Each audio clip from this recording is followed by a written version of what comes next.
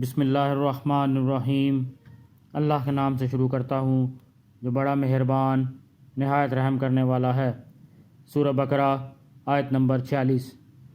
الذین یظنون انہم ملاقو ربہم وانہم الیہ راجعون، جو اس بات کا خیال رکھتے ہیں کہ وہ اپنے پروردگار سے ملنے والے ہیں اور ان کو اسی کی طرف لوٹ کر جانا ہے۔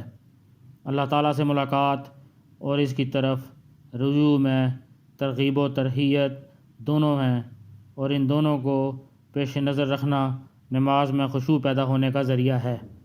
گویا نماز میں خشوع و خضوع قائم رکھنے کا حکم بھی دیا اور اس کے حصول کا طریقہ بھی بتا دیا، اور جن کو اس بات کی فکر ہوتی ہے کہ مرنے کے بعد اللہ تعالیٰ سے ملاقات ہونی ہے اور اپنے اعمال کا حساب دینا ہے، تو ان کو ہر وقت آخرت کی کامیابی کی فکر لگی رہتی ہے، اور وہ نیک اعمال میں لگے رہتے ہیں تاکہ جب اللہ تعالیٰ کے پاس جائیں تو وہاں شرمندگی کا سامنا نہ کرنا پڑے اور ہمیشہ ہمیشہ کے لیے کامیاب ہو جائیں، اور اللہ تعالیٰ جنت الفردوس میں جگہ عطا فرمائے اور بندے کے اعمال سے خوش ہو جائیں۔